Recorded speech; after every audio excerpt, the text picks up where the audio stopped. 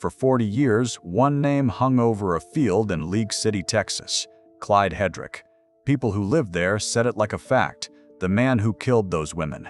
Everyone was sure. But the record tells a stranger story, because in March of 2026, Clyde Hedrick died by suicide. Halfway house in southwest Houston, and he remained under the state's highest level of supervision. For more than 4 decades, Clyde Hedrick has been a prime suspect. In a hospital bed, 72 years old, never once charged with the 4 murders that made his name a whisper across Galveston County. Weeks later, a grand jury did hand down an indictment in those killings. But the name on it was not Hedrick.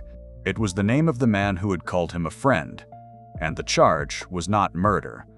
To understand why that sentence is so strange, you have to stand in the field. It sits off a road called Calder in League City, about 28 miles southeast of Houston, in the long stretch of marsh and oil land along Interstate 45 that earned a name no place should ever earn: the Texas Killing Fields. Over the years, the bodies of more than 30 women and girls were found along that corridor. But this story is about 4 of them. 4 women found in one field, off one dirt road, between 1984 and 1991. Their names matter, so I am going to say them first, before anything else.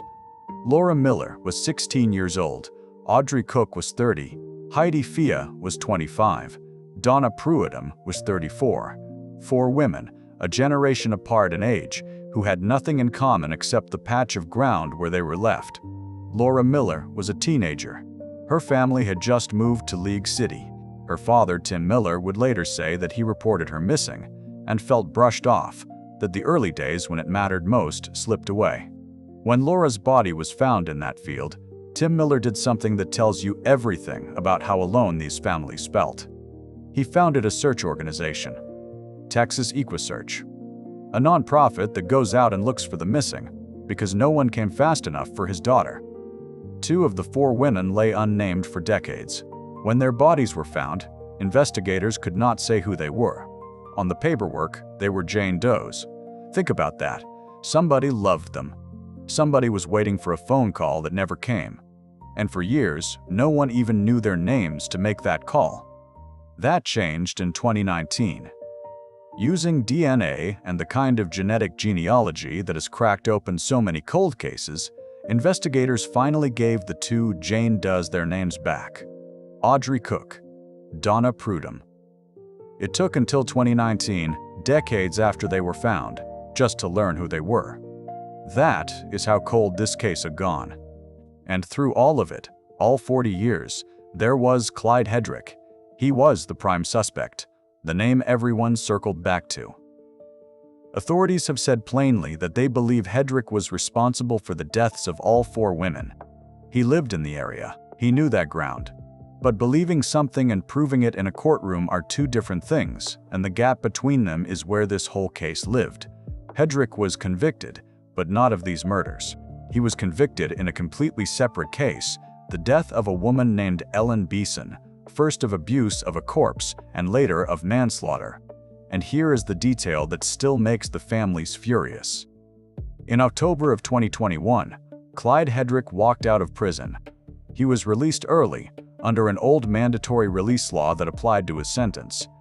The man authorities called the prime suspect in 4 murders was a free man again. Then, in the fall of 2025, Galveston County got a new district attorney, Kenneth Kuzik, and he said he was going to take a harder look at these old cases. Prosecutors went to a grand jury. They presented evidence seeking to finally indict Clyde Hedrick for the Calder Road murders. They never got the chance.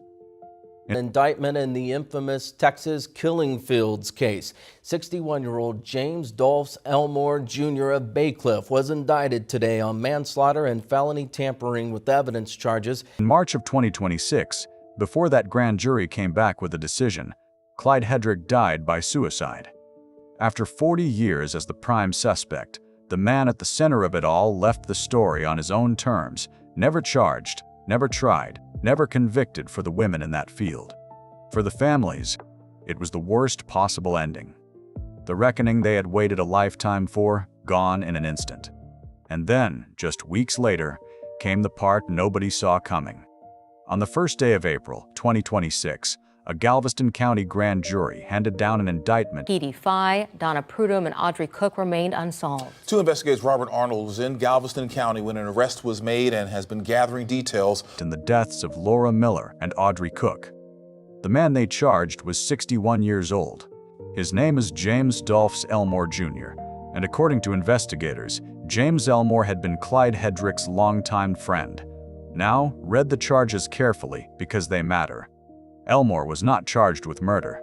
The grand jury charged him with manslaughter and felony tampering with evidence in the death custody in connection to the infamous Texas killing fields murder. Sherman DeSalle is live at the Galveston County Justice Center with the latest from this morning's stunning announcement. Sherman?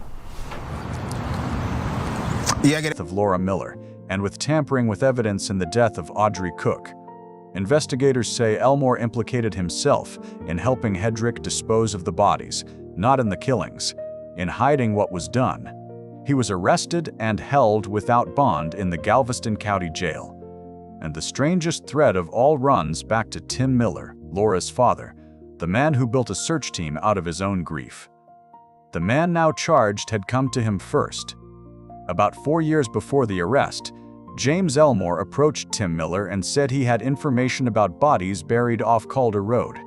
Miller said the two of them met around 30 times. Elmore kept telling him there was another body out there. Tim Miller, the father of one of the victims, spent 4 years listening to the man who would eventually be charged in his own daughter's case. I want to be very clear here, because it matters. James Elmore has been charged. He has not been convicted of anything in this case. At his indictment, court records listed no attorney for Elmore to speak on his behalf. He is presumed innocent, and his trial is set for the end of August 2026. Everything. James Dolphs Elmore Jr. He now faces charges in the deaths of Laura Miller and Audrey Cook and the cases that have haunted the Houston area for more than 40 years. Investigators say he admitted will have to be tested in a courtroom in front of a jury before any of it becomes fact. After his arrest, investigators searched his phone, and prosecutors added 2 more felony charges unrelated to the killings that pushed his bond to $4.5 million. But on the central question, what happened to those 4 women, the case is still, in the eyes of the law, unproven. Which brings us to the most haunting day of all. June 12, 2026. 3 days ago, as I record this, investigators from 4 police departments and a crew of Texas EquuSearch volunteers went back out to that field off Calder Drive. KPRC2 investigator Robert Arnold for that update. Robert. Yes, I'm off Calder Drive in League City, where you have investigators from League City, Hitchcock. They were looking for another body, the one Elmore had told them was out there.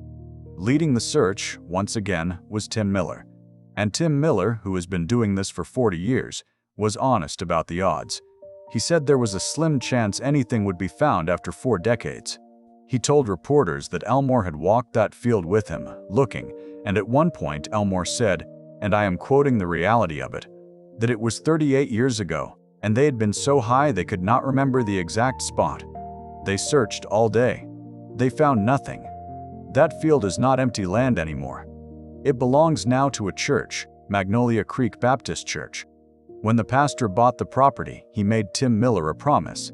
He would never touch the corner of the field where the memorials stand, the small markers that honor the 4 lives that ended there. So the search crews worked around them, around the memorials, and around the names that field still holds: Laura, Audrey, Heidi, Donna. So where does that leave this case in the middle of June 2026? The district attorney says there are still other active leads. With the deaths of 2 young women decades ago, police tell us another prime suspect who was about to be charged took his own life as investigators were closing in. The Galveston County DA's office says it began. A man is charged for moving bodies, not for ending lives, and he will stand trial at the end of August.